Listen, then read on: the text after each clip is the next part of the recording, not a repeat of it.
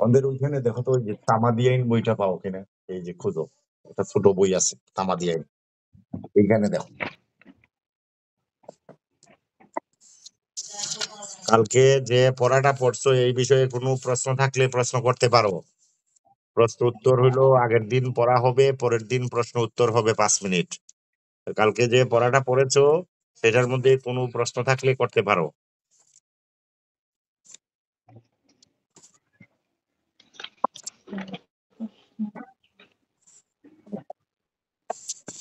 কোনো প্রশ্ন আছে নাকি নাই?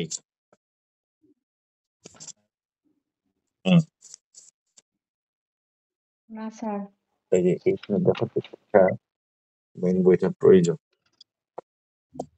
তাইলে আমরা কি পড়তেছিলাম গতকালকে? আমরা কি পড়েছি? তামাদি আইন। এইরকম বই বই হ্যাঁ স্যার। তামাদি আইন 1908 সালের, আর নাই, 1908 সালের তামাদি আইন। 1908 সালের কত নম্বর আইন? 9 নং আইন।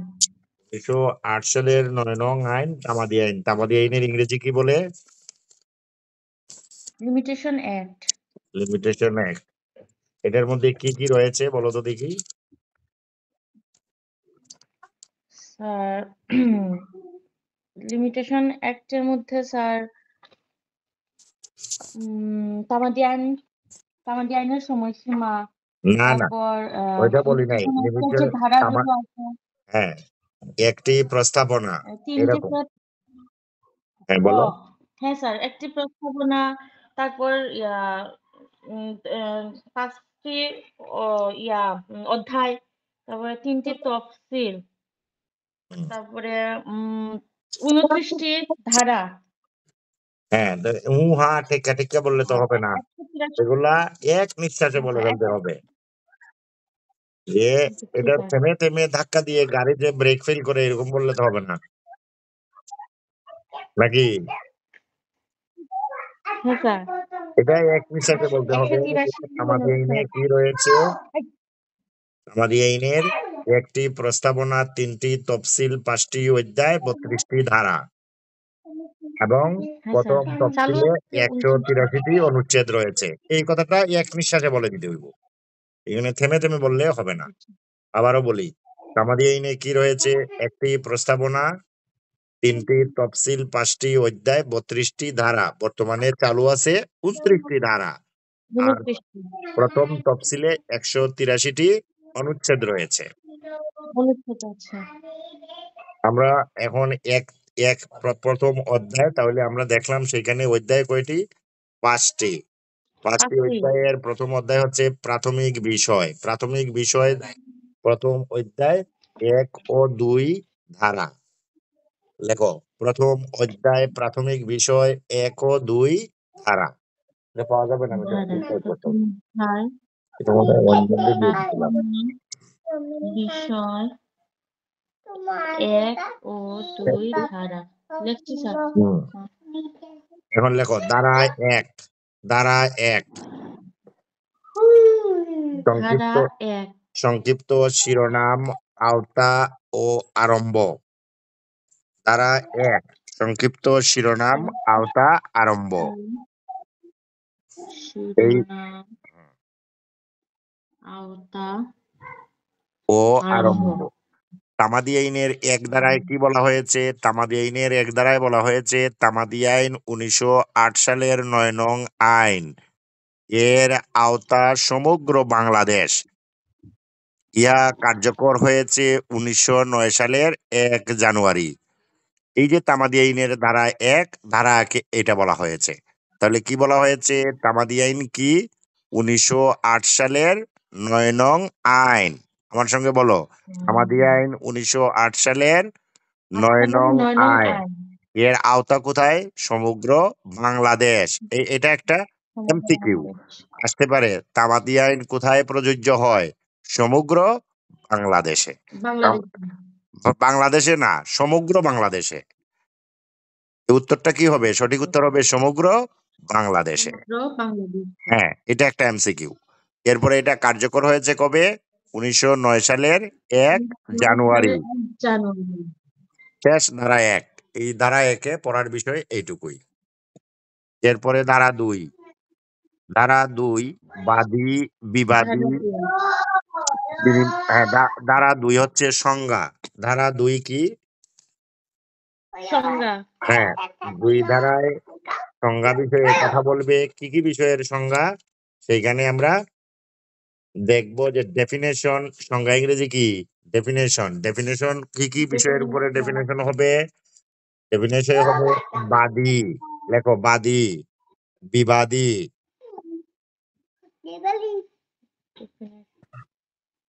বাদী, বিবাদী, বিল অফ এক্সচেঞ্জ, সরি এইভাবে লেখো।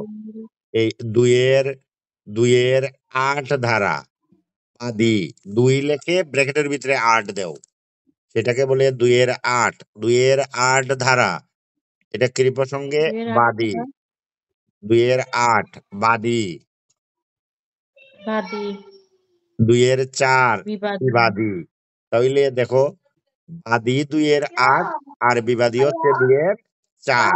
এটা ৪ বুঝে পড়তে হবে। ২ এর ৪-এ হচ্ছে বিবাদী, ২ এর ৮-এ হচ্ছে বাদী। বাদী, এরপরে ২ এর ২, ২ এটা কি? বিল of exchange. Bill of exchange ইংরেজিতে লিখলে বিল অফ এক্সচেঞ্জ, বাংলায় যদি আমরা বলি তাহলে বলবো বিনিময় পত্র। বিনিময় পত্র, বিল অফ এক্সচেঞ্জ। বিনিময়পত্র। হ্যাঁ, এই এরপরে হচ্ছে ২ এর ৫ ধারা। ২ এর ৫ ধারা এটাকে বলে easement. Easement, EASE MENT, easement. ২ এর ৫ ধারা। এই ইজমেন্টের বাংলা হচ্ছে ব্যবহার সত্ত্ব। ব্যবহার সত্ত্ব, ব্যবহার সত্ত্ব, ব্যবহার করার অধিকার, ব্যবহার সত্ত্ব। এরপরে রয়েছে ২ এর ১০ ধারা। ২ এর ১০ ধারায় বলা হয়েছে মামলা। এখানে মামলা বলতে সিভিল সুট। মামলা বলতে কি ধরনের মামলা বোঝাবে? Civil suit. Civil civil suit, civil suit, civil suit মানে কি? দেওয়ানি মোকদ্দমা। বোঝা গেছে? হ্যালো। স্যার। হুম। তাহলে তামাদি আইনের ২ ধারা কি সম্পর্কিত? সংজ্ঞা সম্পর্কিত। তামাদি আইনের ধারা ২ কি সম্পর্কিত? সংজ্ঞা সম্পর্কিত। হ্যাঁ, এবং কিসের সংজ্ঞা? বাদী কাকে বলে, বিবাদী কাকে বলে, বিনিময় পত্র কাকে বলে, ইজমেন্ট রাইট কাকে বলে, মামলা কাকে বলে। তাহলে যদি প্রশ্ন আসে আমাদের আইনের কোথায় মামলার সংজ্ঞা দেওয়া রয়েছে, উত্তর কি হবে? বলো। আমাদের আইনের কোথায় মামলার সংজ্ঞা দেওয়া হয়েছে? এটা কোথায় দেওয়া হয়েছে বলো, আমি এইমাত্র বলেছি। ধারা ২ এ স্যার। ধারা ২ এ। হয় নাই, ২ এর ১০ ধারা। ২ ব্র্যাকেটের ২ ভিতরে এর ১০, এইমাত্র না লিখালাম? হ্যাঁ, হ্যাঁ স্যার। ব্র্যাকেটের তাইলে ভিতরে। যদি প্রশ্ন আছে মামলার সংজ্ঞা সম্পর্কিত তামাদি আইনের কোন ধারায় উল্লেখ রয়েছে, উত্তর কি হবে? ধারা ২, ২ এর ৩, ২ এর ৪, ২ এর ৫, ২ এর ১০, উত্তর কোনটা হবে বলো? ধারা ২ এর ১০। ২ এর ১০, এইটুকু মামলার কেউ এইভাবেই পরীক্ষায় আসবে। এখন আমরা শিখবো বাদী। বাদী কাকে বলে? লেখো, বাদী কাকে বলে? বাদী ইংরেজি কি? প্লেনটিফ। বাদী ইংরেজি কি? প্লেনটিভ, প্লেনটিফ। তাহলে প্লেনটিভ, হ্যাঁ, প্লেনটিফের সংজ্ঞাটা কি? বাদী কাকে বলে বা প্লেনটিফ কাকে বলে? উত্তর হবে যিনি প্রতিকার চেয়ে মামলা দায়ের করেন তাকে বাদী বলে। যিনি প্রতিকার চেয়ে মামলা দায়ের করেন তাকে বাদী বলে। অর্থাৎ কোনো কিছুর প্রতিকার চাচ্ছেন যিনি। লেখছি স্যার। হ্যাঁ, যিনি প্রতিকার চেয়ে মামলা দায়ের করেন তাকে বাদী বা প্লেনটিফ বাদী বলে। বলে। এই বাদীর সংজ্ঞা কত ধারা? ২ এর ৮ ধারা। ২ এর ২ এর ৮ ৮ ধারা। ধারা। এরপরে ৮ লেখো বলে। বিবাদী কাকে বলে? বাদী যার বিরুদ্ধে প্রতিকার চেয়ে মামলা দায়ের করেন তাকে বিবাদী বলে। বাদী যার বিরুদ্ধে প্রতিকার চেয়ে মামলা দায়ের করেন তাকে বিবাদী বা ডিফেন্ডেন্ট বলে।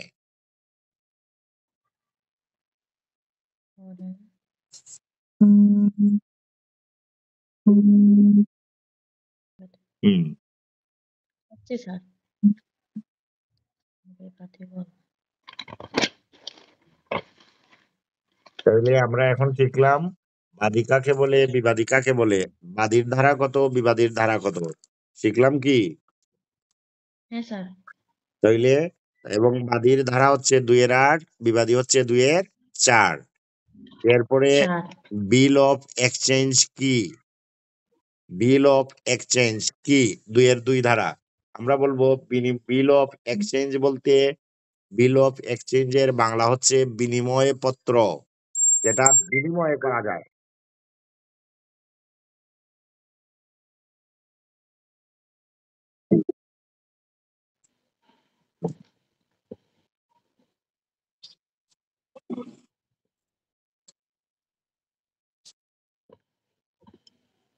হুম।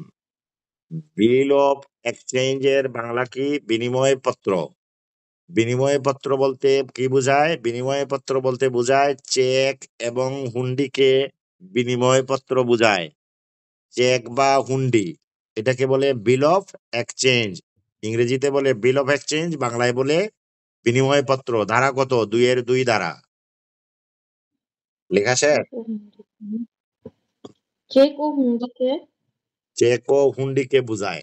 বিনিময় পত্র বলতে চেক ও হুন্ডিকে বোঝায়। বোঝায়। দেখছি স্যার। 2 এর 2 ধারা ধারা। কত? ধারা বলো, আমি তো বলেছি। 2 এর 2। হ্যাঁ, 2-2 ধারা। 2 ধারা। দেখছি স্যার। হ্যাঁ।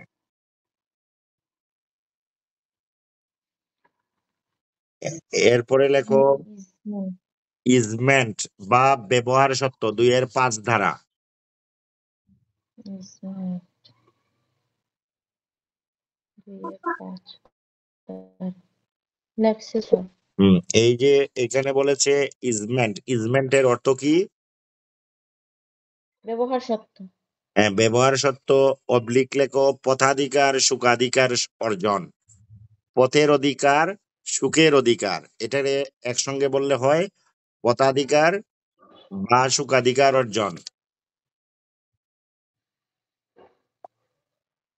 পদাধিকার হুম, বা অধিকার অর্জন। এটা হচ্ছে কি লেখো? আলো বাতাসের প্রবেশ ও ব্যবহার। আলো বাতাস, আলো আলো বাতাসের, বাতাস। আলো বাতাসের প্রবেশ ও ব্যবহার। দেখছি স্যার। বা ব্যবহার বা কোনো পথ, মানে রাস্তা, বা বা কোনো কোনো পথ, বা পথ, জলস্রোত, বা জলস্রোত, জলস্রোত অথবা কোনো প্রাণীর ব্যবহার। অথবা কোনো প্রাণীর হুম, প্রাণীর পানির ব্যবহার, পানির ব্যবহার। ব্য- হ্যাঁ, ব্যবহার। ব্যবহার। হুম। এটা কি ধরনের স্যার? ব্যবহার। লেখছি স্যার। অথবা যে কি কোনো ধরনের? সুখাধিকার, অথবা যে যে কোনো কোনো সুখাধিকার সুখা অব্যাহতভাবে, ধিকার অব্যাহতভাবে অব্যাহতভাবে নি- উম, দীর্ঘ সময় কাল ধরে শান্তিপূর্ণ প্রকাশ্যে ভোগ করলে পথাধিকার বা সুখাধিকার জন্মায়।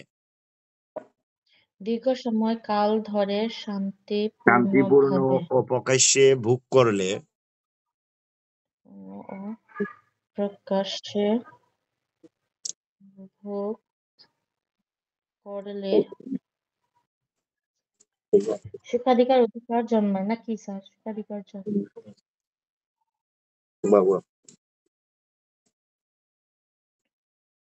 শান্তিপূর্ণ ও প্রকাশ্যে ভোগ করলে পদাধিকার বা সুখাধিকার জন্মায়। এই যে ইজমেন্ট রাইট এই সম্পর্কিত ধারা হচ্ছে 26 ধারা। এই সম্পর্কিত ধারা কত? ধারা 26। ধারা 26 বক্সের ভিতরে। লাগছে স্যার। হ্যাঁ, এখন দেখো সুখাধিকার অর্জনের ক্ষেত্র 4টি। কয়টি ক্ষেত্রে সুখাধিকার অর্জন করা যায়? 4টি ক্ষেত্রে সুখাধিকার অর্জন করা যায় ইজমেন্ট রাইট। এই 4টি ক্ষেত্র কি? লেখো। 4টি ক্ষেত্রে সুখাধিকার বা ইজমেন্ট রাইট অর্জন করা যায়। 4টি সুখাধিকার অর্জনের ক্ষেত্রে 4টি লিখছি স্যার। 4টি ক্ষেত্রে মানুষ ইজমেন্ট রাইট দাবি করতে পারে। সেই 4টি ক্ষেত্র কি? লেখো। ক, আলো, বাতাস, পানি, পথ। এই 4টা ক্ষেত্রে আলো, বাতাস, পানি, পথ। এই 4টি ক্ষেত্রে পানি, এই পথ। 4টি ক্ষেত্রে 4টি ক্ষেত্রে ইজমেন্ট রাইট কি করা যায়? অর্জন করা যায়। এখন এই 4টি ক্ষেত্রে যদি সরকারি সম্পত্তি হয়, সরকারি সম্পত্তি কত বছর দখলে থাকতে হবে? 60 বছর। সরকারি থাকতে হবে 60 বছর। হ্যাঁ বলো। বসে আছি তো, হ্যাঁ বলো। ক্লাস করাচ্ছেন না? কেন? আমি তো লিঙ্ক পাঠাইছি, তুমি প্রবেশ করছো না কেন লিঙ্কে? ও মাই গড, আর আমি টেবিলে বসে আছি সেই 20 মিনিট যাবত। এটা তো আমার দোষ নাই, তুমি তো লিঙ্ক তো আমি মেসেঞ্জারেই পাঠিয়েছি।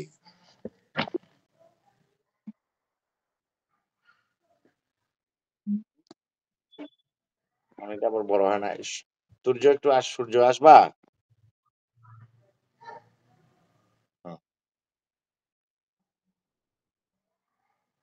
হ্যাঁ, তাহলে কি হয়েছে? আমরা বলেছি 26 ধারার মধ্যে সুখাধিকার অর্জন করার ক্ষেত্র কয়টি? 4টি। 4টি ক্ষেত্র। কি কি সেটা বলো। আলো, বাতাস, পানি, পথ। হ্যাঁ, আলো, বাতাস, পানি, পথ। এখন লেখো।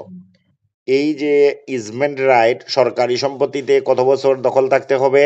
60 বছর। লেখো, 60 সরকারি বছর। সম্পত্তিতে 60 লিখছি স্যার। বছর দখলে থাকতে হবে, লিখছি তাহলে স্যার। সুখাধিকার অর্জিত হয়।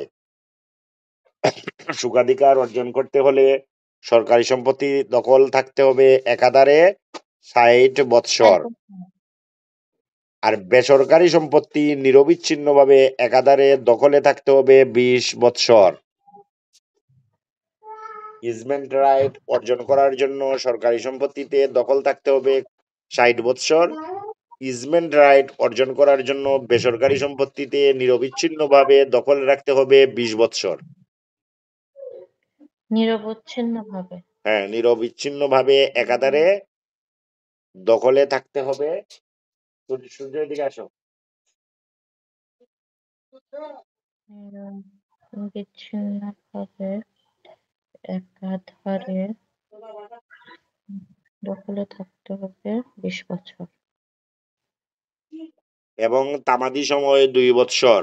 এই ইজমেন্ট রাইট, এটা কি রেকর্ড হচ্ছে নাকি দেখো তো? হ্যাঁ হচ্ছে এখন। না না, এটা তো পিকচার চলে আসছে। তামাদি এই যে হ্যাঁ।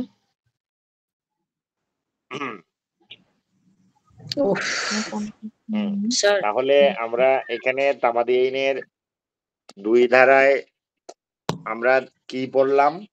সংজ্ঞা। সংজ্ঞা। সেই সংজ্ঞার মধ্যে দেখলাম ইজমেন্ট রাইট। ইজমেন্ট রাইট ধারা কত?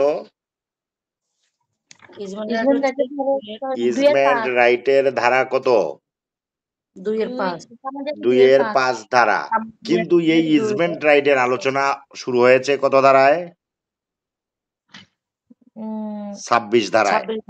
26 ধারা, এটা মনে রাখবা। যদি ইজমেন্ট রাইট আসে তখন উত্তর দিতে হবে 2-এর 5 ধারা। আর যদি আসে পথাধিকার সুখাধিকার অর্জন করার ক্ষেত্র কয়টি, সেইখানে উত্তর দিতে হবে 26 ধারা অনুযায়ী 4টি ক্ষেত্র। কি কি? কয়টি ক্ষেত্রে সুখাধিকার অর্জন করা যায়? 4টি ক্ষেত্রে। আলো, বাতাস, পানি, পানি, পথ। পথ। এবং সরকারি সম্পত্তি দখলে থাকতে হবে 60 বছর, বেসরকারি সম্পত্তি দখলে রাখতে হবে কত বছর? 20 বছর। 20 20 বছর। বছর। তো যদি আমার সুখাধিকার, পথাধিকার অর্জন করার জন্য কয়টি ক্ষেত্র রয়েছে? 4টি ক্ষেত্র। সরকারিতে 60 বছর, বেসরকারিতে 20 বছর এবং তামাদি সময় 2 বছর। 2 বছর। তামাদি সময় 2 বছর। আমাদের এই ধারা 2 শেষ। তামাদি সময় কি শুধু আমি তো কথা বেসরকারি শুনতে পাচ্ছি সম্পত্তির না, ক্ষেত্রে মানে চলে? এটা একটুখানি আমার ছেলে আসুক, তারপর ঠিক করে দিবে। হুম। হুম, 2 ধারা 1, ধারা 2 চলে গেল। ধারা 1-এ কি ছিল? ধারা 1-এ ছিল যে তামাদি আইন 1908 সালের 9 নং আইন এবং এর আওতা কোথায়? সমগ্র বাংলাদেশ। এবং কার্যকর হয়েছে কবে? 1909 সালের 1 জানুয়ারি। ধারা 2 ছিল কি? সংজ্ঞা, ডেফিনেশন। কিসের সংজ্ঞা? প্লেন্টিফ কি? বাদীর ডিফেন্ডেন্ট কি? বিল অফ এক্সচেঞ্জ কি? ইজমেন্ট রাইট কি? স্যুট কি? সিভিল স্যুট কি? এই যে এখন আমাদের আরেকটা রয়েছে বাকি। এখন আমাদের আরেকটা বাকি রয়েছে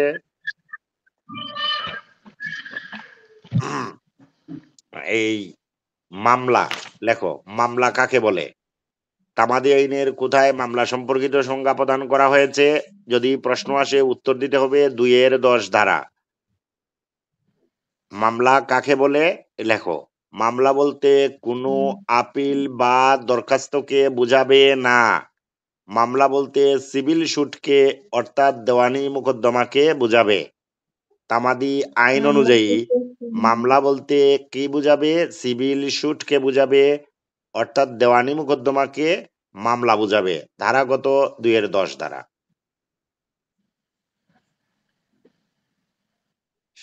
বুঝা গেছে? জি স্যার। হুম। আর বিল অফ এক্সচেঞ্জ আপিল বললে আমরা দরখাস্ত বলবো বুঝাবে না চেক এন্ড দেওয়ানি হুন্ডি। মামলাকে? ধারাগত 2-2। স্যার ইয়া আপিল দরখাস্ত বুঝাবে না। তামাদি আইনে মামলা বলতে দেওয়ানি সিভিল মামলাকে সুটকে বুঝাবে। বুঝাবে, সিভিল সুটকে বুঝাবে। সিভিল সুট ইংরেজিতে লেখো, সিভিল সুট অর্থাৎ দেওয়ানি মোকদ্দমাকে বুঝাবে। দেওয়ানি মোকদ্দমাকে বলা হবে মামলা। তামাদি আইন অনুযায়ী ধারাগত 2-10 ধারা।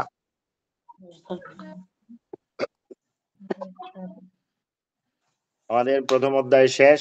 প্রথম অধ্যায় থেকে এমসিকিউ আসতে পারে এইগুলাই। আচ্ছা স্যার। এরপরে আমরা দ্বিতীয় অধ্যায়। দ্বিতীয় অধ্যায় হলো মামলা, আপিল, দরখাস্তের তামাদির বিষয়। দ্বিতীয় অধ্যায় মামলা, আপিল, দরখাস্তের তামাদির বিষয়। ধারাগত 3-11 ধারা। আবার বলেন স্যার, শুনতে পাইনি। ধারা দ্বিতীয় অধ্যায় বিষয়টা কি? মামলা, আপিল, দরখাস্তের তামাদি বিষয়। দরখাস্তের তামাদির বিষয় এই সম্পর্কিত ধারা হচ্ছে 3-11 ধারা। অর্থাৎ 3-11 ধারায় মামলা, আপিল, দরখাস্তের তামাদি সময় কিভাবে গণনা করা হবে এই সম্পর্কিত বিধান বর্ণিত হইয়াছে।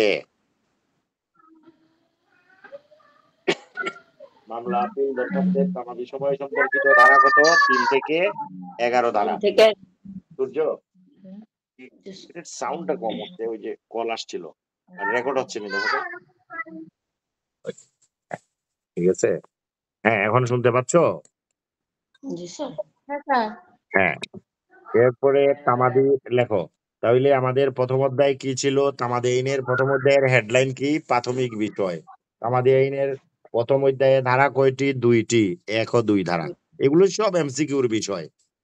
এমসিকিউ পাস করা অত্যন্ত কঠিন কাজ।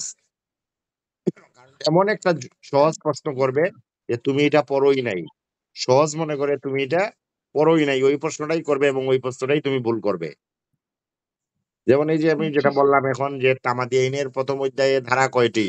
2টি। কোন কোন ধারা? 1 এবং 2 ধারা। এবং 1 ধারা কি বলা হয়েছে সেটা তামাদি আইন কখন শুরু হয়েছে এবং তার আওতা কতটুকু এটুকু বলা হয়েছে। এরপরে ধারা 2-এ কি বলেছে? সংজ্ঞা বলেছে। কার কার সংজ্ঞা বলেছে আমরা এটা এখানে আলোচনা করেছি ধারা সহ। এখন হচ্ছে দ্বিতীয় অধ্যায়। প্রথম অধ্যায় শেষ। দ্বিতীয় অধ্যায়ের হেডলাইন হবে মামলা, আপিল, দরখাস্তের তামাদির বিষয় সম্পর্কিত ধারা ৩ থেকে ১১ ধারা। অর্থাৎ মামলার তামাদি সময় কত, আপিলের তামাদি সময় কত, দরখাস্তের তামাদি সময় কত, এই সম্পর্কিত বিধিবিধান তামাদি আইনের কোথায় পাওয়া যাবে?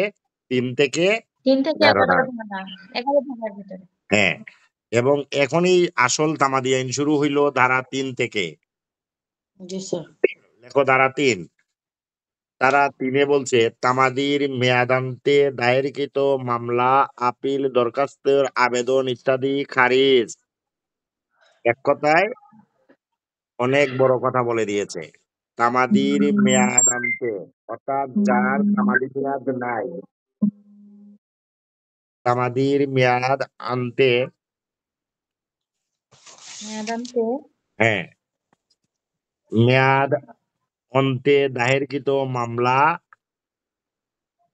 আপিল, দায়ের দরখাস্ত, কি কি? ৩টা বিষয় মনে রাখবা, এই ৩ ধারার ৩টা বিষয়।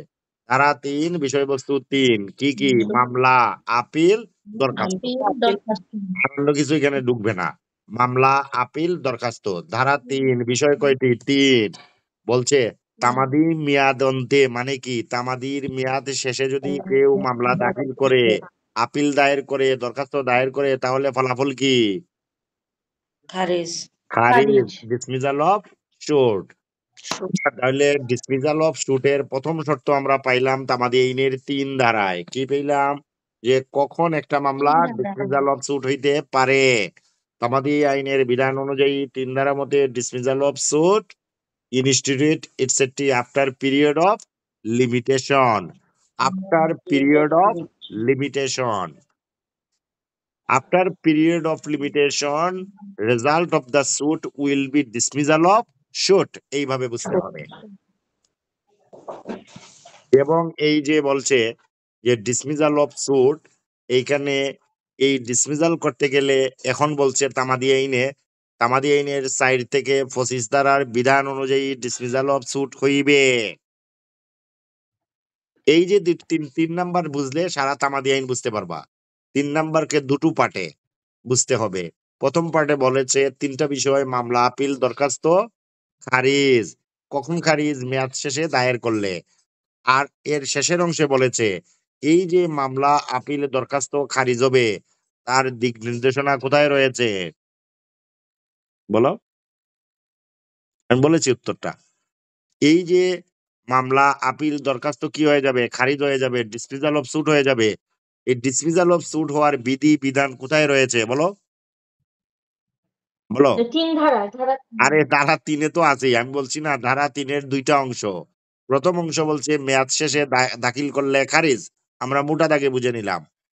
খারিজ বললেই তো খারিজ হবে না। খারিজ করার কতগুলো ক্রাইটেরিয়া থাকবে, পদ্ধতি থাকবে, পদক্ষেপ থাকবে, স্তরবিন্যাস থাকবে। এই স্তরবিন্যাসটা কোথায় নির্ধারিত হবে? ৪ থেকে ২৫ ধারা ২৫ মোতাবেক। ধারা। ৪ থেকে ২৫ ধারা মোতাবেক। তো এটা বোঝার জন্য আমরা এটা লিখতে পারি। এই ও, আমরা, স্যার তো শুনতেছেন, করে রাখছি। হ্যাঁ, রহিমা কি শুনতেছো? রহিমা, শুনতেছি স্যার, আমি বলতেছি, আপনি যে জিজ্ঞেস করতেছেন, আমি ৪ থেকে ২৫ দ্বারা বলতেছি, কিন্তু আমি যে মিউট করে রাখছি আমি খেয়াল করিনি।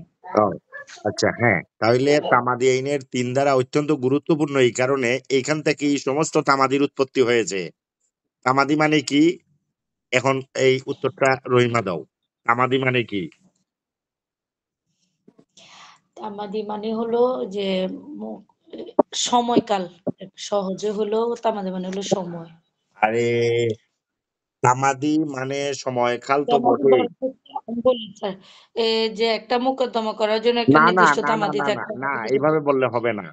সময়কাল ঠিক দাবির আছে। নির্দিষ্ট কাল তামাদি অতিক্রম মানে করা। কি? তামাদি মানে কি? তার মানে তামাদি মানে তোমার এখানে নির্দিষ্ট ব্লক কাল তৈরি অতিক্রম হয়েছে। করা। তামাদি মানে কি? নির্ধারিত কাল অতিক্রম করা। ঠিক এই কথাটাই বলতে হইব, আর সব উত্তর ভুল।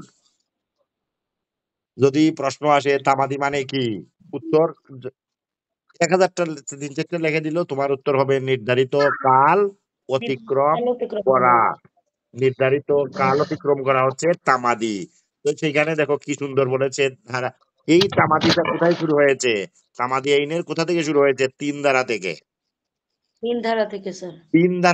তিন ধারাকে দুইটা পার্টে পড়তে হবে। প্রথমে হেডলাইন বলেছে, আরে মেয়াদ শেষে মামলা দায়ের করেছো, আপিল দায়ের করেছো, দরখাস্ত দাখিল করেছো, তোমার কি হয়েছে? মামলা খারিজ, ডিসমিসাল অফ সুট। এর পরের অংশে বলছে, না, এই মামলা, এই আপিল, এই দরখাস্ত তোমার ইচ্ছা মতো তুমি খারিজ করতে পারবে না, ডিসমিসাল অফ সুট করতে পারবে না। এটার স্তরবিন্যাস রয়েছে, ক্যাটাগরি রয়েছে। এই স্তরবিন্যাস, ক্যাটাগরি বা প্রয়োগ বিধি, কোন ধারায় কোন বস্তু হবে, কোন নিয়মের মধ্যে দিয়ে একটা মামলা খারিজ হবে, একটা আপিল খারিজ হবে, একটা দরখাস্ত খারিজ হবে, এই সম্পর্কিত বিধিবিধান কোথায় রয়েছে? ৩ ধারায় বলেছে, ৪ থেকে ২৫ ধারায় বর্ণিত বিধান অনুযায়ী মামলা খারিজ করিতে হইবে। এখন কি বোঝা গেছে? হুম। হ্যাঁ স্যার। হ্যাঁ, বিধান অনুযায়ী হ্যাঁ, খারিজ ৪ হবে। থেকে ২৫ ধারার বিধানাবলী। এটা বইয়ের ভাষা তো পড়িয়া বুঝতে পারবা না, বইয়ের ভাষা পড়তে হবে, তারপর নিজে রিয়ালাইজ করতে হবে। বলছে ৪ থেকে ২৫ ধারার বিধানাবলীর শর্তাবলী সাপেক্ষে প্রথম তফসিলে বর্ণিত নির্ধারিত মেয়াদ শেষে কেউ যদি দায়েরকৃত মামলা, আপিল, দরখাস্ত, আবেদন ইত্যাদি দাখিল করে, তবে তা খারিজ হইয়া যাইবে। এই কথার অর্থ হইল এই, যে ওই যে বলছে নির্ধারিত সময়ের শেষে দাখিল করলে খারিজ, এই খারিজের নীতিমালা কোথায় নির্ধারিত হবে? ৪ থেকে ২৫ ধারায় বিধান রয়েছে। ৪ থেকে ২৫ ধারা চার বিধান থেকে রয়েছে। ২৫ ধারার বিধান অনুযায়ী মামলা খারিজ হবে। সঠিক উত্তরটা এইভাবে হবে, ৪ থেকে ২৫ ধারায় বর্ণিত বিধান ও প্রথম তফসিলে বর্ণিত নির্ধারিত সময় সীমা অনুযায়ী মামলা খারিজ হবে। এবং এই খারিজের এই আরেকটা গুরুত্বপূর্ণ বৈশিষ্ট্য হইল ৩ নম্বরের, তাহলে দুটো গুরুত্বপূর্ণ পাইলাম। মোটা দাগে বলছে, মেয়াদ শেষে মামলা, আপিল, দরখাস্ত দাখিল করলে ফলাফল খারিজ। দ্বিতীয় ধাপে বলছে এই খারিজের বিধান পরিচালিত হবে ৪ থেকে ২৫ ধারা অনুযায়ী। তৃতীয় ধাপে এসে বলছে, এই যে খারিজ, এই খারিজে কোনো পক্ষ আপত্তি দিল বা না দিল, আপত্তি দিলেও খারিজ, আপত্তি না দিলেও খারিজ হবে। ৩ ধারার এই বিধানে বলছে, যে তোমার তামাদি মেয়াদ নাই, তামাদি মেয়াদ শেষ হয়ে গেছে, তোমার এই মামলা দায়ের করেছো, কেউ এটা নিয়ে আপত্তি তুলতে পারে, আবার নাও তুলতে পারে, কিন্তু তোমার মামলার ফলাফল কি? খারিজ। খারিজ। এই যে এই যে খারিজের বিধানাবলী, এখন এমসিকিউ আসতে পারে, তামাদি আইনের মেয়াদ শেষে মামলা, আপিল, দরখাস্ত দাখিল করিলে খারিজের বিধানাবলী কত ধারার বিধান সাপেক্ষে প্রয়োগ করিতে হইবে? উত্তর কি হবে বলো? আমার প্রশ্ন বুঝেছো? তামাদি আইনের না ৩ স্যার। ধারা, আবার বলো, বলো, শুনো।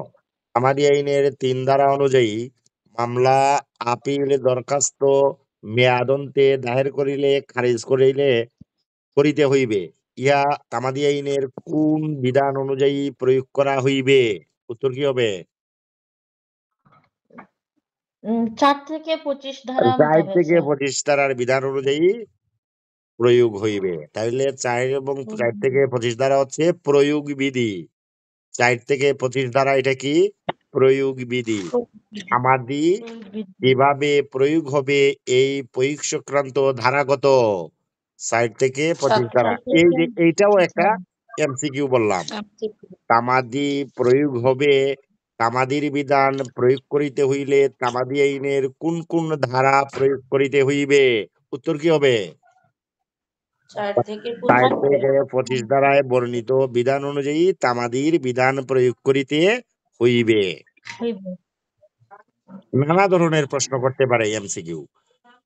তোমাকে যেহেতু আটকাইতে চায়, তোমার এই সহজ প্রশ্ন জটিল করেই দিবে।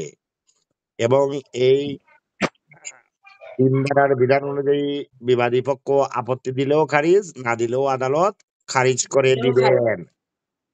শেষ। এটাই হচ্ছে ৩ ধারা। তাহলে ৩ ধারার বিষয়বস্তু, ধারা ৩ বিষয়বস্তু ৩, ধারা ৩ বিষয়বস্তু ৩। এই যে ধারা ৩ বিষয়বস্তু ৩ কি কি বলেছি বলতো? মামলা, আপিল, দরখাস্ত। মামলা, আপিল, দরখাস্ত। আপনি তাহলে এই হুম, এখন আমরা ৬০ থেকে ২৫ ধারা পর্যন্ত এগিয়ে যাব যে কিভাবে তামাদির বিধান প্রয়োগ করা যায়। তামাদির মেয়াদ যদি শেষ হয়ে যায় তাহলে কিভাবে তামাদি আমরা প্রয়োগ করে আমরা মামলা ইয়ে করতে পারি, পুনরুজ্জীবিত করতে পারি, অথবা পুনরুজ্জীবিত করা যাবে না। এই শিক্ষা, এই পদ্ধতি আমরা এখন শিখবো ৬০ থেকে ২৫ ধারার মধ্যে। ধারার এখন ৬০ থেকে ২৫ ধারায় বলবে যে কোন অবস্থায় কোন সিদ্ধান্ত গ্রহণ করিতে হইবে। যেমন ৬০ ধারায় বলছে তামাদির মেয়াদ উত্তীর্ণ হওয়ার দিন আদালত বন্ধ থাকলে সেই ক্ষেত্রে বিধান। অর্থাৎ এই ৪ নম্বর ধারায় বলছে বন্ধর দিন কি হইবে। ধরো আগামীকাল শুক্রবার, আমার মামলা দায়েরের শেষ তারিখ শুক্রবার। আমি বলেছে যে এই যে কালকে হচ্ছে ২৪ তারিখ, ২৪ তারিখ শেষ দিন। ২৪ তারিখ চলে গেলে আমার তামাদি হয়ে যাবে, আমি আর মামলা দায়ের করতে পারবো না। আমার একটা মামলা দায়ের করার কথা ২৪ তারিখ, আমার মামলা দায়েরের দিন শেষ হয়ে গেল। ২৪ তারিখ কি শুক্রবার, বন্ধর দিন। যদি এইরকম পরিস্থিতি হয় তাহলে বন্ধর দিন হইলে কি করা যায়। বলছে বন্ধর দিন খোলার দিন, বন্ধর দিন খোলার দিন, সহজ মনে রাখার জন্য। বন্ধর দিন খোলার দিন, where court is closed when period expired। এদিকে আদালত বন্ধ হয়ে যাচ্ছে, এইদিকে তামাদির মেয়াদ শেষ হয়ে গেছে। এখন আমার উপায় কি? বন্ধর দিন খোলার দিন, ধারা ৪, বন্ধর দিন খোলার দিন। কয়টি ক্ষেত্র? ২টি ক্ষেত্র। লেখো ধারা ৪, ক্ষেত্র কয়টি? ২টি। বন্ধর দিন খোলার দিন, বন্ধর দিন খোলার দিন, এভাবে এটাকে লেখো। এবং এই তামাদি আইনের ৪ দ্বারা কি ক্ষেত্রে প্রয়োগ করা যাবে? মামলা আপিল দরখাস্তের ক্ষেত্রে বন্ধর দিন খোলার দিন হবে। মামলা আপিল দরখাস্তের জন্যই এই ৪ দ্বারা প্রযোজ্য হবে বন্ধের দিন খোলার দিন। অর্থাৎ পরবর্তী প্রথম কর্মদিবসে মামলা দাখিল করা যাবে। ৪ ধারার অভিমত অনুযায়ী বোঝা যাচ্ছে যে বন্ধের দিন খোলার দিন মানে কি? তামাদি মেয়াদ যেদিন শেষ হবে সেই দিন যদি আদালত বন্ধ থাকে তাহলে খোলার দিন, অর্থাৎ প্রথম কার্যদিবসে এই মামলাটি কি করা যাবে? দায়ের করিতে হইবে। বিচারক যদি এখন ছুটিতে থাকে, সফরে থাকে, আদালত বন্ধ বলে গণ্য হবে না। প্রশ্ন আসতে পারে তামাদি আইনে, এই যে এমসিকিউ, এটা প্রশ্ন। বিচারক সফরে থাকলে, ছুটিতে থাকলে আদালত কি বন্ধ বলে গণ্য হবে? উত্তর হবে না। বিচারক সফরে ছুটিতে থাকলে আদালত বন্ধ বলে গণ্য হবে না। কেননা আরজি দাখিল করতে হয় বিচারকের নিকট নহে, আদালতের কর্মকর্তার নিকট, সেরেস্তাদারের নিকট। এই যে দুটো প্রশ্ন শিখলাম আমরা এখন। বিচারক ছুটিতে আছে, বিচারক দেশের বাইরে সফরে গেছে, এখন কোর্ট কি বন্ধ বলে গণ্য হবে? উত্তর কি হবে? না না। না আমি বলতে পারবো না বিচারক নাই, ছুটিতে, আমি মামলা দায়ের করতে পারি নাই, এই অজুহাত আমি এখানে প্রয়োগ করতে পারবো না। তাহলে কি করতে হবে? আরজি দাখিল করতে হবে সেরেস্তাদারের নিকট, কারণ মামলাটা দায়ের করতে হয়, দাখিল করতে হয় সেরেস্তাদারের নিকট। সেরেস্তাদার কোর্টের নিকট উপস্থাপন করবে প্রথমে। এইটাই বিধান। সাইড দ্বারা বোঝা গেছে। হ্যাঁ স্যার এখন আমাদের ৫ ধারা হচ্ছে, আমরা ৩, ৪ ধারা স্বাভাবিক নিয়মে পড়েছি। ৩ ধারায় পড়েছিলাম যে আমার মামলা শেষ হয়ে গেছে, মেয়াদ শেষ হয়ে গেছে, আমি মামলা দায়ের করেছি, মামলা খারিজ হয়ে গেছে। আবার ৪ ধারায় পড়েছি আদালত বন্ধ, বন্ধের দিন আমার তামাদি মেয়াদ শেষ হয়ে যাবে, আমি এখন কোথায় যাব?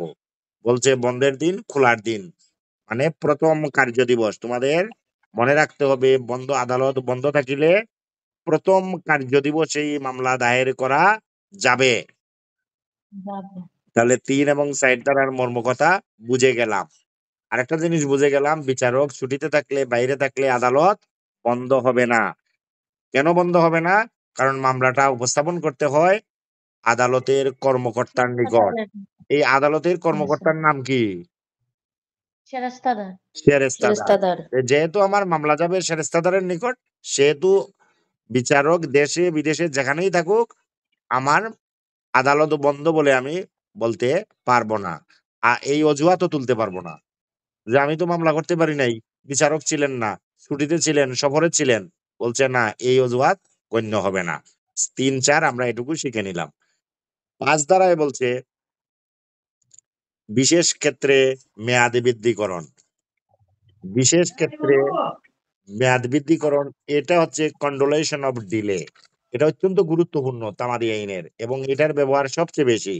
যতগুলো মামলা মোকদ্দমা হচ্ছে সেই মামলাতে এই যে 3 এবং 4 ধারায় যখন মেয়াদ শেষ হয়ে যায় তখন মানুষ মামলাকে উজ্জীবিত করার জন্য, পুনরুজ্জীবিত করার জন্য একটাই উপায় হাতে থাকে, extension of period in certain cases. এই যে বিশেষ ক্ষেত্রে মেয়াদ বৃদ্ধিকরণ ইংরেজিটা লেখো, extension of period in certain cases, এটা লেখো।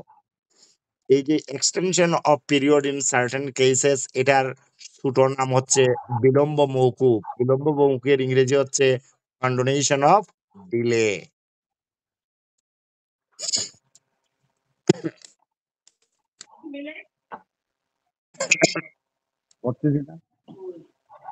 তাহলে কন্ডোলেশন অফ ডিলে, এই যে কন্ডোলেশন লেখছো ইংরেজি ওয়ার্ড কন্ডোলেশন, রহিমা লেখছো?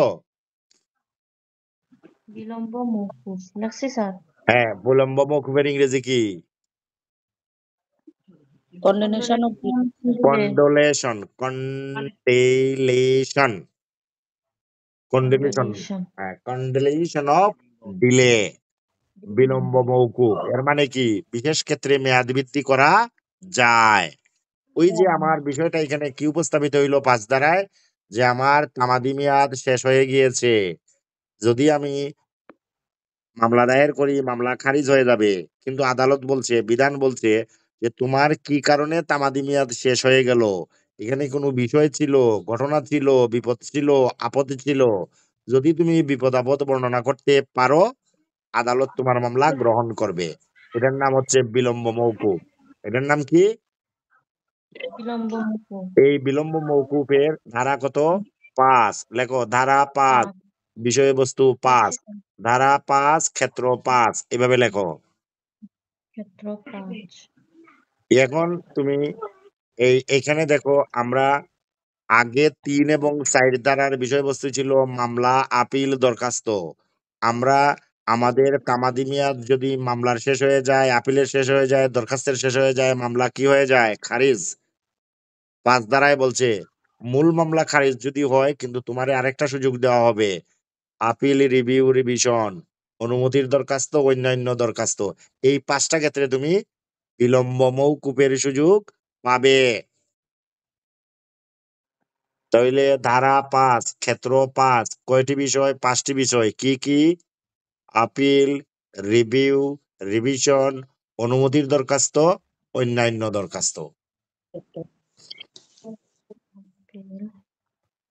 এখন যদি একটা প্রশ্ন করি তোমরা উত্তর দিতে পারবা যে 3 এবং 4 ধারা কি মূল মামলার ক্ষেত্রে প্রযোজ্য হয়? 3 এবং 4 ধারার বিধান কি মূল মামলার ক্ষেত্রে প্রযোজ্য হয়? উত্তর কি হবে? না, 3 এবং 4 ধারা মূল মামলার ক্ষেত্রে প্রযোজ্য হবে না। আচ্ছা, এটা যাই হোক, আমি উত্তর দিতেছি। এখন বলো 5 ধারার বিলম্ব মৌখিকের বিধান কি মূল মামলার ক্ষেত্রে প্রযোজ্য হবে? বলো, বলো। 5 ধারার বিধান কি মূল মামলার ক্ষেত্রে প্রযোজ্য স্যার, হবে? বলো। মানে 5 ধারার বিধান 3 আর 4 ধারায় প্রযোজ্য হবে না, মানে মূল মামলার ক্ষেত্রে প্রযোজ্য হবে না। আমি আর 3 বলছি আর 4 ধারা হচ্ছে তোমার মূল মামলার ক্ষেত্রে প্রযোজ্য। সরাসরি উত্তর দিবা, প্রশ্ন উত্তর করবা যে 3 এবং 4 ধারার বিধান কি মূল মামলায় প্রযোজ্য হবে? হবে স্যার। আচ্ছা, 5 ধারার বিধান কি মূল মামলায় প্রযোজ্য হবে? না স্যার, 5 ধারার এইটাই বিধান মূল বুঝার বিষয়, মামলা কারণ আমি যখন কথা বলতেছি তোমাদের বুঝার বিষয়। 3 এবং 4 ধারা কথা বলতেছি কয়টি বিষয় নিয়ে? বলো। হ্যাঁ, 3টা বিষয়। মূল মামলা, আপিল, দরখাস্ত। মামলা, দরখাস্ত। আপিল, দরখাস্ত। আর 5 ধারা যখন কথা বলতেছি, আমি বারবার বলতেছি ধারা 5 ক্ষেত্র 5 কয়টি বিষয় নিয়া? 5টি বিষয় নিয়া। এবং 5টি বিষয়ের মধ্যে আমি বলেছি আপিল, রিভিউ, রিভিশন, অনুমতির দরখাস্ত, অন্যান্য দরখাস্ত। তাহলে ওই যেটা যারা যারা ব্রিলিয়ান্ট স্টুডেন্ট তারা এই কথার মধ্যেই ধরে ফেলবে যে কথা হচ্ছে এইদিকে 3টা আর এদিকে হচ্ছে 5টা। তাহলে তো ওই 3 এবং 4 দ্বারা মূল মামলায় প্রযোজ্য হবে, আর 5 দ্বারা মূল মামলায় প্রযোজ্য হবে না।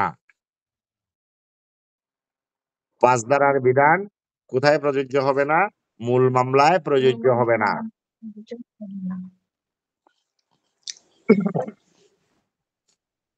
তাহলে কন্ডোলেশন অফ ডিলে প্রযোজ্য হবে কয়টি ক্ষেত্রে? প্রশ্ন এটাই। কন্ডোলেশন অফ ডিলে বিলম্ব মৌখিকের বিধান প্রযোজ্য হবে কয়টি ক্ষেত্রে? 5টি ক্ষেত্রে। 5টি ক্ষেত্রে। এবং সেটা মূল মামলায় লেখো, মূল মামলায় প্রযোজ্য নহে।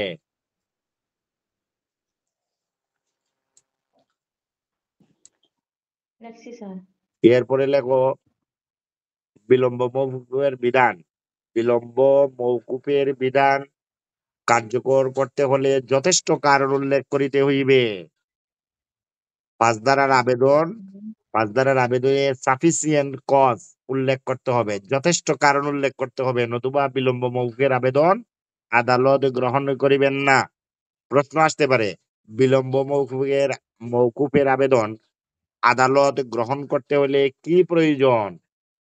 যথেষ্ট কারণ, যথেষ্ট কারণ, কম যথেষ্ট কারণ, প্রমাণের প্রয়োজন, তথ্যের প্রয়োজন ইত্যাদি নানা কথাবার্তা বলতে হবে রে।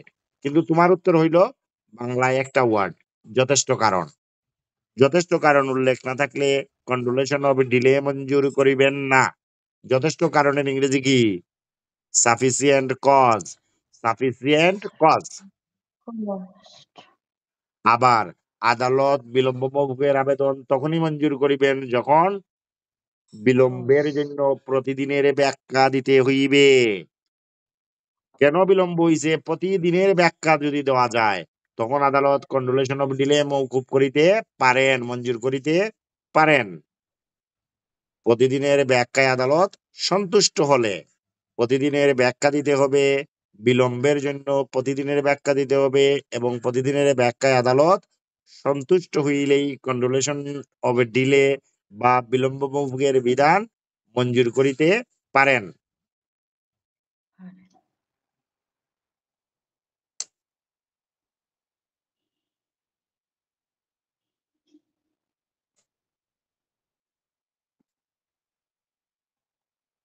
আচ্ছা, এখন মূল মামলা বলতে আমরা যে বললাম বিলম্ব মৌকুফের বিধান কোথায় প্রযোজ্য হবে না? মূল মামলায় প্রযোজ্য হবে না, বলছি কিনা? হ্যাঁ স্যার। তাইলে মূল মামলা বলতে বোঝায়, লেখো মূল মামলা বলতে দেওয়ানি মূল মোকদ্দমা, যেমন দেওয়ানি মূল মোকদ্দমা, সত্যের ঘোষণা, চুক্তির সুনির্দিষ্ট কার্য সম্পাদন, স্থায়ী নিষেধাজ্ঞা ইত্যাদি হচ্ছে কি? মূল মোকদ্দমা। এই ক্ষেত্রে সত্য ঘোষণা, সত্য ঘোষণা। তারপর স্যার? চুক্তির সুনির্দিষ্ট কার্য সম্পাদন,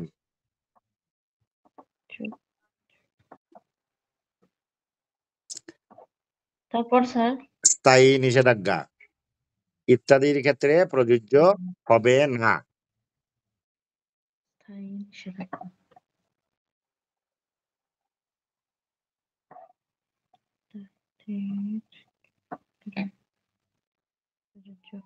লেখছি স্যার। আচ্ছা, আমরা যে বললাম যে 5 ধারার বিধান মূল মামলার ক্ষেত্রে প্রযোজ্য হবে না, এখন মূল মামলা বলতে কোন কোন মামলা সেটা বুঝতে পেরেছো এখন? হ্যাঁ স্যার। এই যে টাইটেল সুট, এই সত্য ঘোষণার ইংরেজি কি? Title suit. আর সুনির্দিষ্ট কার্য সম্পাদন মানে কি? Specific performance. ওই যে এসআর অ্যাক্টের মামলা। তারপর পারপেচুয়াল ইনজাংশন।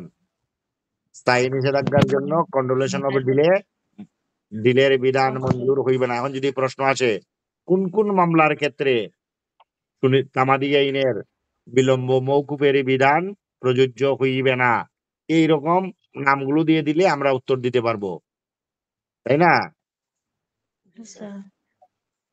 এরপরে লেখো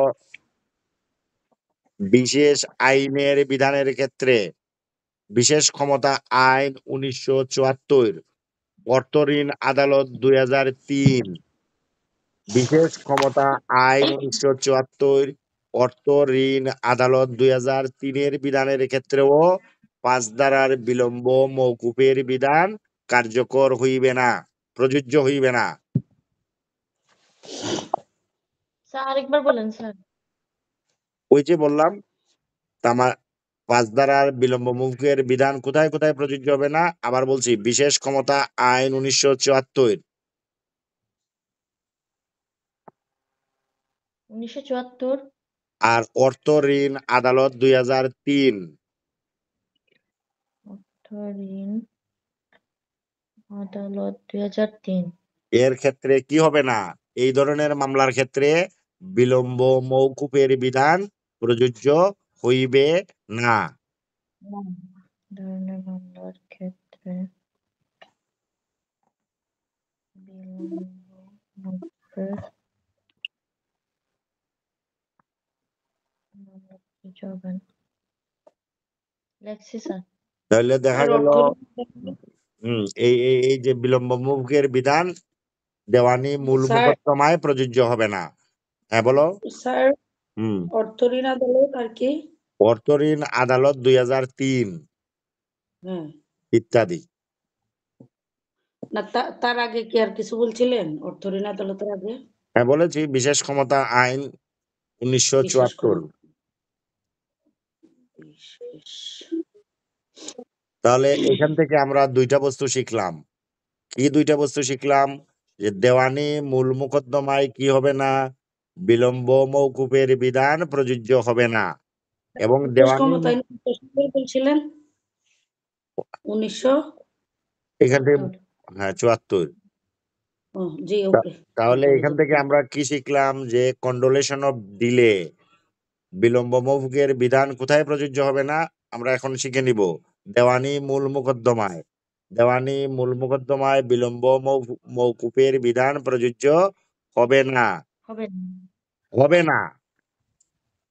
দেওয়ানি মূল মোকদ্দমায় কন্ডোলেশন ডিলের বিধান প্রযোজ্য হবে না।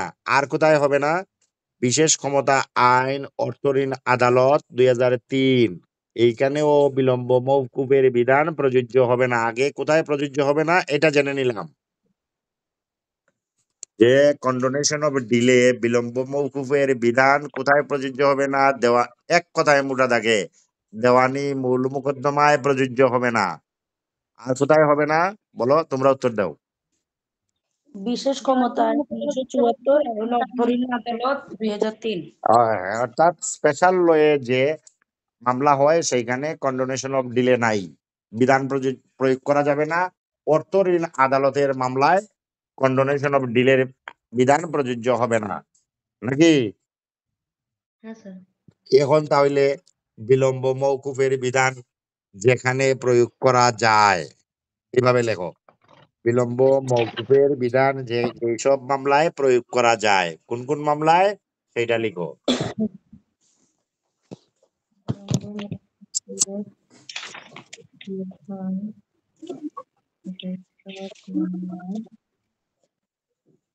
এখন বলো তো কোন কোন মামলায় কন্ডোনেশন অফ ডিলে প্রয়োগ করা যায়, তোমরা বলো।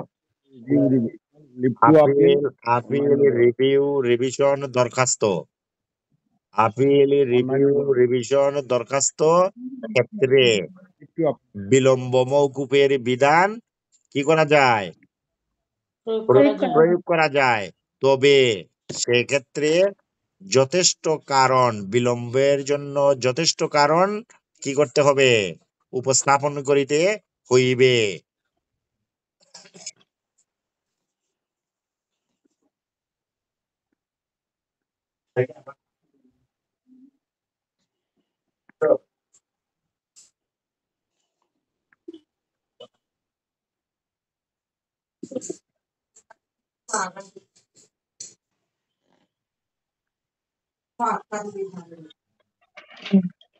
তাহলে বিলম্ব মওকুফের বিধান কোথায় প্রয়োগ করা যায় না শিখলাম, কোথায় প্রয়োগ করা যায় সেটা শিখছি, নাকি? হ্যাঁ স্যার। এরপরে লেখো, এই যে বিলম্ব মওকুফের বিধান আদালত গ্রহণযোগ্য করিতে হইলে কি করিতে হইবে? আদালত গ্রহণ করিতে হইলে, সূর্য, যথেষ্ট কারণ উল্লেখ করতে হবে স্যার। না না, যথেষ্ট কারণ, যথেষ্ট কারণ, এই যথেষ্ট কারণ উল্লেখ করিতে হইবে। যথেষ্ট কারণ বলিতে বুঝায়, লেখো।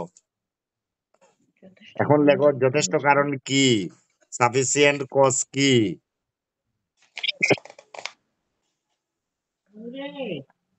লেখো বিলম্ব মওকুফের যথেষ্ট কারণ বলতে রায়ের নকলের কপি সংগ্রহে বিলম্ব।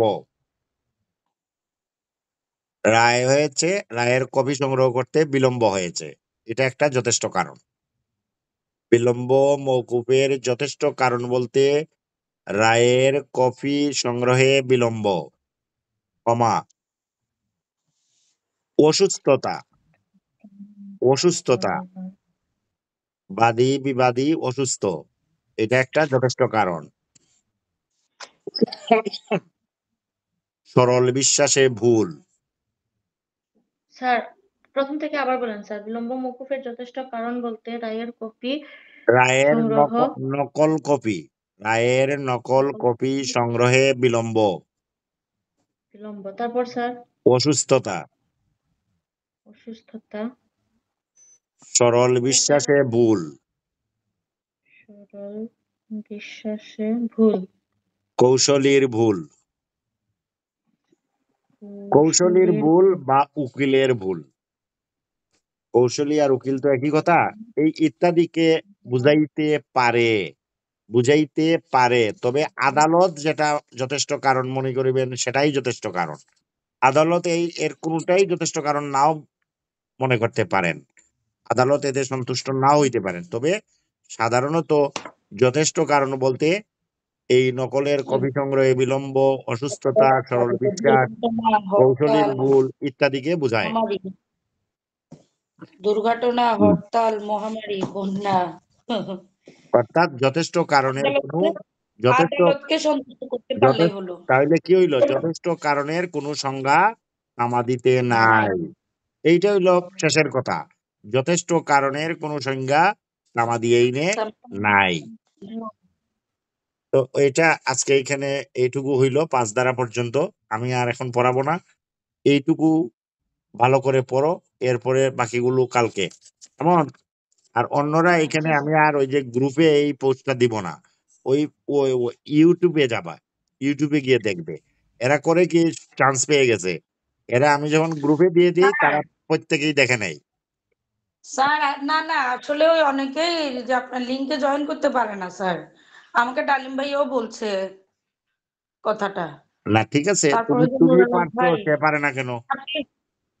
না না, ওনারা বলতে চাইতেছে যে ওই মেসেঞ্জারে যেভাবে গ্রুপে ছিল ওভাবে করলেই ভালো হতো। হ্যাঁ, করলে ভালো হইতো, সহজে ওনারা পেয়ে যাইতো। এইসব ফালতু কথা এগুলা ওইভাবেই বুঝতে পেরেছি। করেন স্যার, মেসেঞ্জারেই করেন। এই যে হোয়াটসঅ্যাপে যেভাবে লিংকে করতেছো, জুম লিংকে, এটা হলো আমার জন্য ভালো, আমি এখানে রেকর্ড করতে পারি এবং রেকর্ডটা পরে ইউটিউবে দিতে এখন পারি। তো ভালো যে ওরা যদি কাজ করতে না পারে পরে তো সুবিধা